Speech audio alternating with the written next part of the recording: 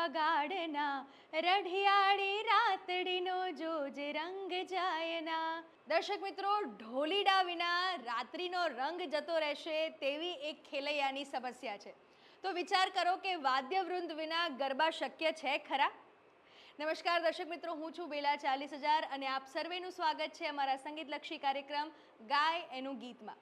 વાદ્યવૃંદનું કેટલું મહત્વ છે, લોકગીત હોય, શાસ્ત્રીય સંગીત હોય કે કોઈ પણ પ્રકારનું સુગમ સંગીત કે કાવ્ય સંગીત, કોઈ પણ ઇન્સ્ટ્રુમેન્ટનું કેટલું મહત્વ છે, તાલ હોય કે કોઈ પણ સુર હોય.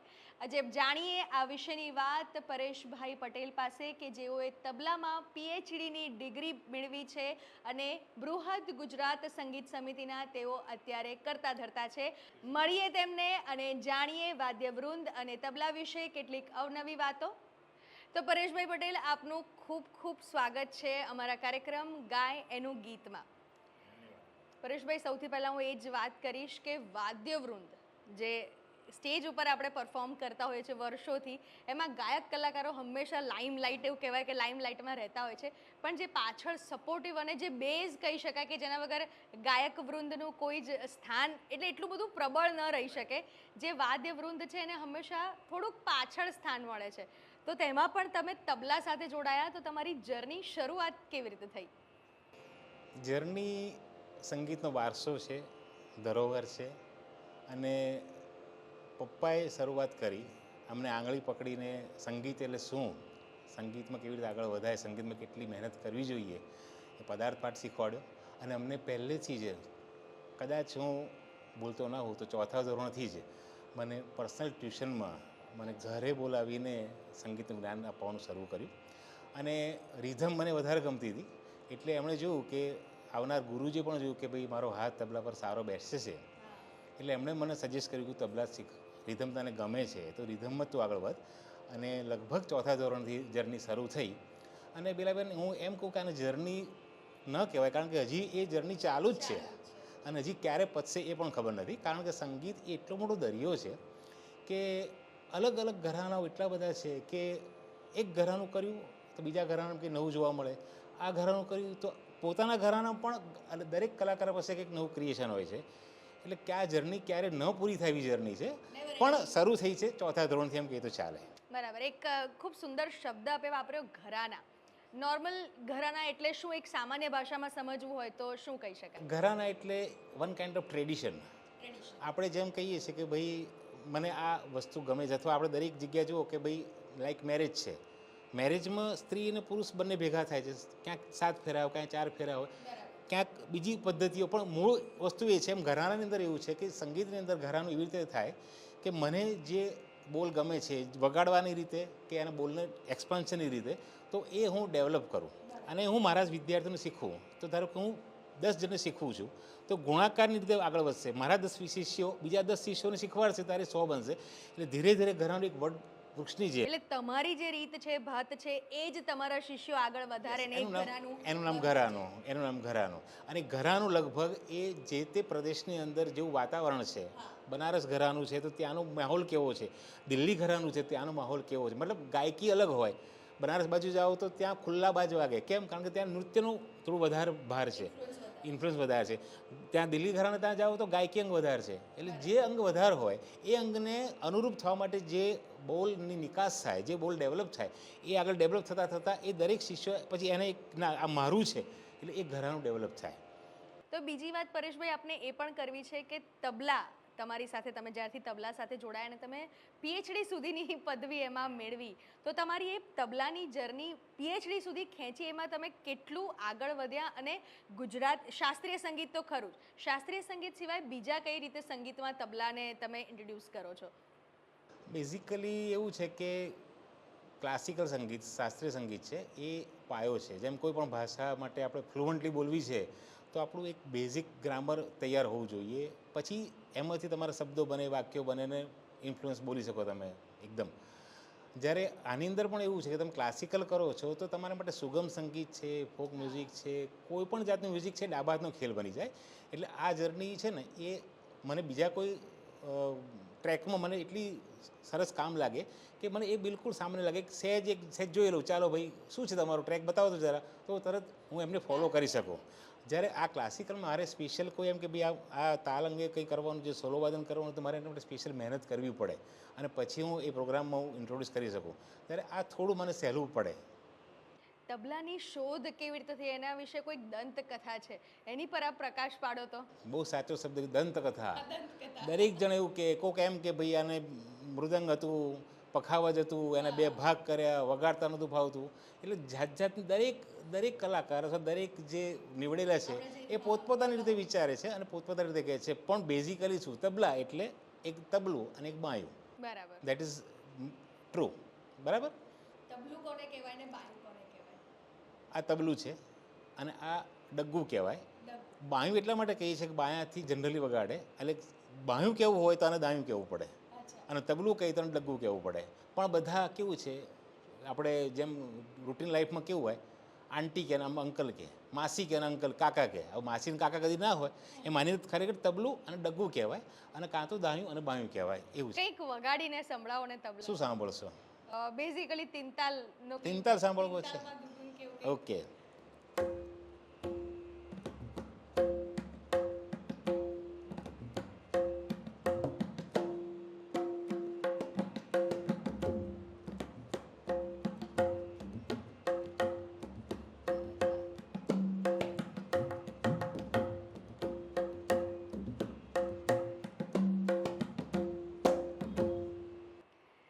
ખૂબ સરસ. અને એક બીજી અત્યારે નવરાત્રિના દિવસો ચાલે છે, તો નવરાત્રિ અને તબલાને શું સંબંધ છે? નવરાત્રિ એટલે ખેલવાનો અવસર. તો ખેલવાનો અવસર હોય ત્યાં એમનું જોમ ભરવાનું કામ કોણ કરે? રિધમ કરે. તમે હમણાં કીધું કે સંગીતની અંદર ગાયકને વધારે ચાન્સ મળે છે, ફોકસ થાય છે, તબલા વાદકને રિધમિસ્ટને ઓછું મળે છે. ખરેખર દુખતી નસ છે ને એ પકડી તમે કે ગમે તેટલું સારું વગાડતા હોઈએ તો પણ આપણું નામ પછી જ બોલાય.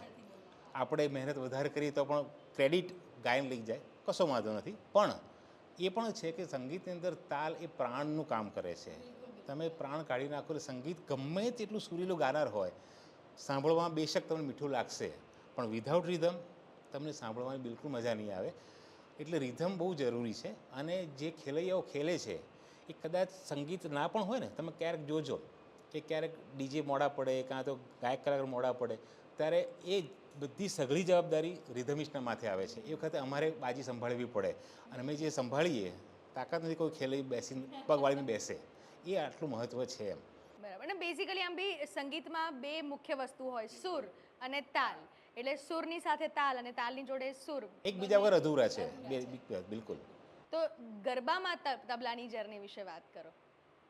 તબલામાં જર્ની એટલે સુગમ સંગીત માટેની કે શીખવાની અંગેની? ના, ગરબા બેઝિકલી ગરબામાં જ્યારે સંગીતમાં બેઝિકલી પહેલાં એવું હતું કે જે સુર ને તાલની આપણે વાત કરીએ છીએ, તો સુર માટે હાર્મોનિયમ અને તબલા તાલ માટે વપરાતા હતા. ત્યાંની જર્ની કહેવાય. નવરાત્રિની વાત કરીએ કે ગરબાની વાત કરીએ કે ઇવન ભજનની બી વાત કરીએ, તો તમે કહો છો એમ કે હાર્મોનિયમ અને તબલા 2 જ હતા શરૂઆતમાં. જેમ જેમ જેમ જેમ સંગીતના સાધનો ડેવલપ થતા ગયા, એમ ધીરે ધીરે અંદર બધા સાધનોનો વિકાસ થતો ગયો, અંદર ઇન્ટ્રોડ્યુસ થતા ગયા. પણ શરૂઆત તમે કહો નવરાત્રિમાં તો હાર્મોનિયમ સુરીલું ગાય, હાર્મોનિયમ સુરીલું વાગે અને જોડે તબલાની રિધમ આવે, એ તમને નવરાત્રિમાં માતાજીના તમારે સાક્ષાત્કાર થાય, આરાધના થાય. એ તમારી કેવી ભક્તિ છે એની પર ડિપેન્ડ છે. અને એ જે છે પછી એમાં તમે કહો છો એ પ્રમાણે કીપેડ આવ્યા અને પછી ઢોલ આવ્યા અને ટ્રમ્પેટ આવ્યા. એટલે જેને કહેવાય ને કે પૂર્વ અને પશ્ચિમ બંનેનું એક મિશ્રણ થવા માંડ્યું. અને એક પરિવર્તન હંમેશા સ્વીકારીએ છીએ કે કંઈક અનુરૂપ થાય છે તો ઇટ્સ ઓકે. અને એ પ્રમાણે ધીરે ધીરે નવા નવા સાધનો અંદર ગરબાની અંદર આવતા ગયા. બરાબર.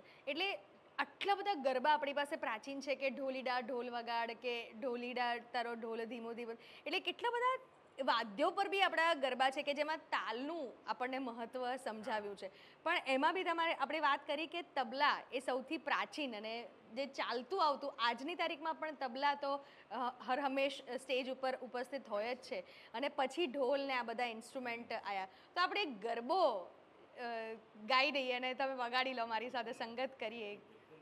માથે માં ટુકડી મહિની ગોરી હું મહિયારણ હાલી રે ગોકુળમાં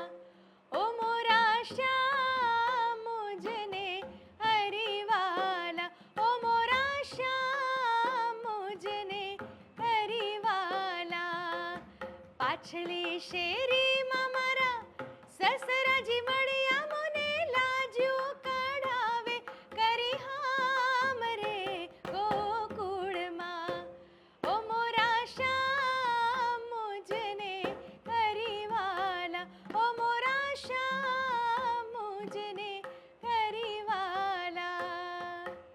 વાહ, આ જ ફરક છે રિધમનો. બિલકુલ. એટલે સુર બિલકુલ. તાલનો જ્યારે સંગમ થાય ત્યારે જ સાચું સંગીત પીરસાય બિલકુલ, એવું કહી શકાય. બિલકુલ.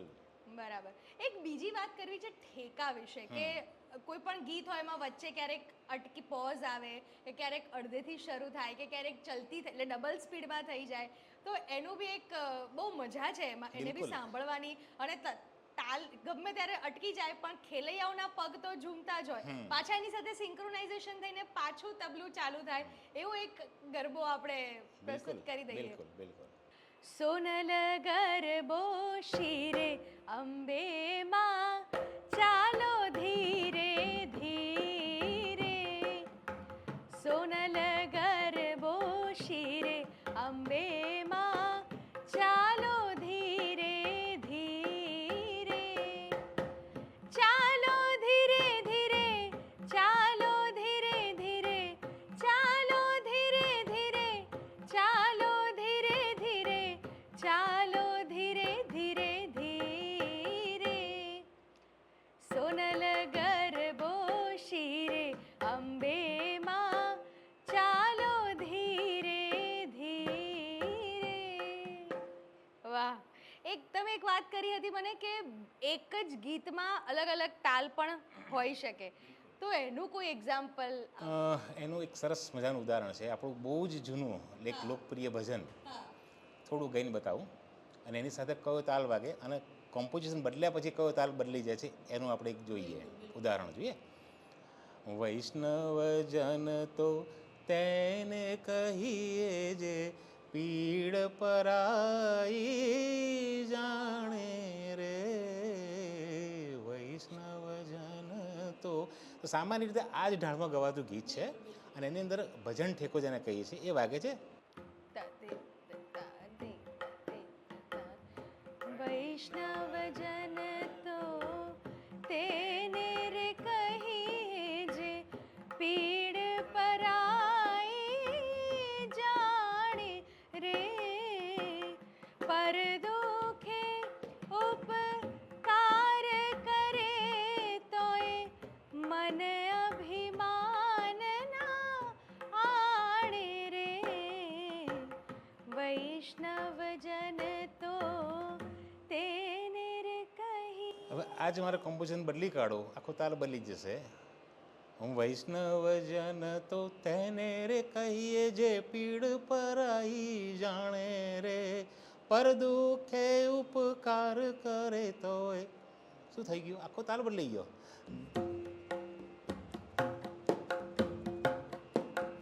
વૈષ્ણવજન તો તેને રે કહીએ જે પીડ પરાઈ જાણે રે, પર દુખે ઉપકાર કરે તોય અભિનંદન માણે રે, વૈષ્ણવજન તો.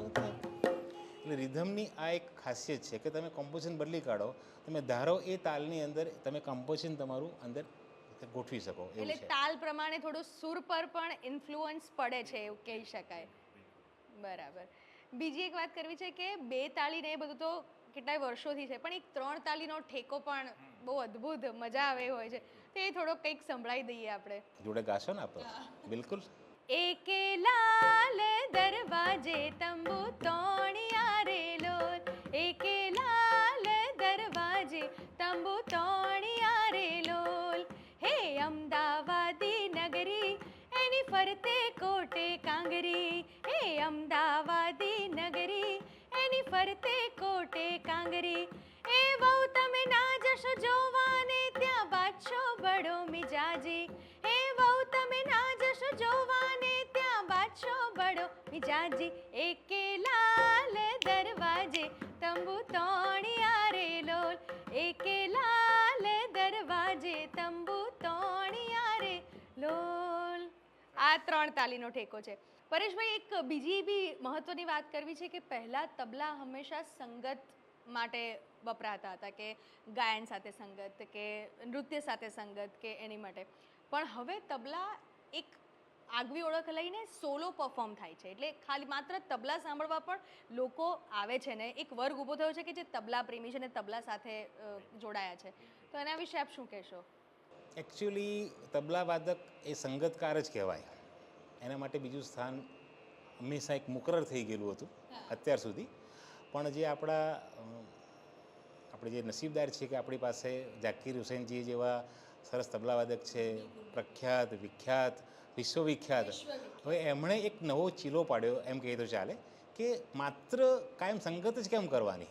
એટલે એમણે તબલાની અંદર સોલો વાદન જેને કહેવાય કે માત્ર ને માત્ર તબલા પર જ ફોકસ થાય, લોકોને તબલાવાદન ગમે, એટલે એ રીતનું એમણે આખું તબલાવાદન એક ડેવલપ કર્યું. અને એમને ફોલો કરીને બધા હવે નવા કલાકારો પણ હવે ખૂબ જ મહેનત કરે. ફરક ક્યાં પડે છે કે સંગતકાર તરીકે તમારે કદાચ થોડી મહેનત ઓછી કરો તો પણ ચાલી જાય, તમારું કામ ચાલી જાય. જ્યારે તમે સોલો વાદક તરીકે તમે જ્યારે પરફોર્મ કરો છો ત્યારે સમગ્ર ફોકસ તમારી પર છે. તમારે કલાકનું વાદન કરવાનું છે, તમારી પાસે કલાકનું મટીરિયલ હોવું જોઈએ, તમારી તૈયારી, હાથની તૈયારી હોવી જોઈએ. બીજું કે પ્રેક્ષકોને આપણે સંગીતની અંદર 3 લય છે, આપ જાણતા હશો, વિલંબિત, મધ્ય લય અને દ્રુત લય.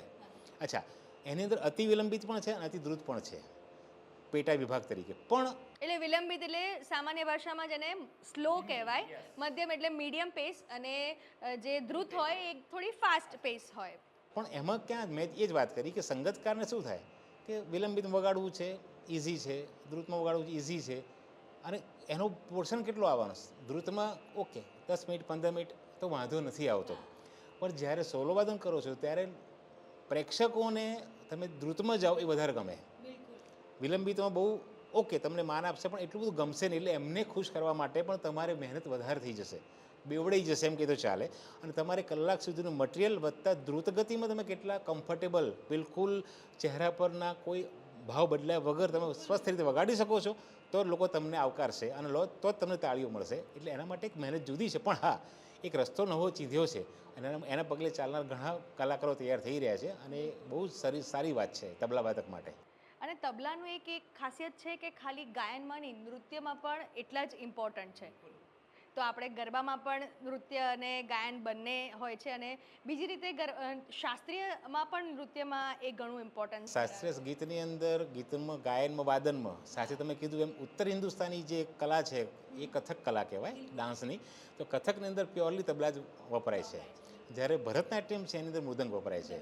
એટલે એ પણ રિધમ જ છે, પણ તમે તબલાની જ વાત કરતા હોય તો કથકમાં વધારે ઉપયોગી થાય છે. અને બાકી તમે કીધું એમ કે ફોક મ્યુઝિકની અંદર આ પણ થાય છે. બીજું એક તમારું ધ્યાન દોરું કે સુગમ સંગીતની અંદર પણ ભલે એ લોકો તાલ નથી કહેતા, શાસ્ત્રીય સંગીતમાં એક પર્ટિક્યુલર તાલના નામ આપ્યા છે અમે. ત્રિતાલ છે, દાદરા છે, જપતાલ છે, એકતાલ છે. સુગમ સંગીતની અંદર આ જ વસ્તુ છે, પણ એ લોકો એમ કહેશે 4 બીટ છે. કમ્પોઝર હશે એમ કહેશે ભાઈ તબલા વાદકને એમ કહેશે 4 બીટ છે. અને 4 બીટ એટલે મેં તમને કીધું હમણાં પહેલાં એમ કે કમ્પોઝિશન કેવું છે, ક્યાં પિકઅપ આપવાનું છે, ક્યાં કટ આપવાનું, એ સમજ ધરાવનાર કોઈ તબલા વાદક હોય તો એને પણ ખાલી બીટ જ કહેવાના. 4 બીટ વગાડજે ભાઈ, 6 બીટ વગાડજે, એટલે એ સમજી જાય કે દાદરા નથી કીધું 6 માત્રાનું, પણ મારે 6 બીટમાં કંઈક ગીતને અનુરૂપ છે એવું મારે વગાડવાનું છે. એ આટલો ફરક છે બસ.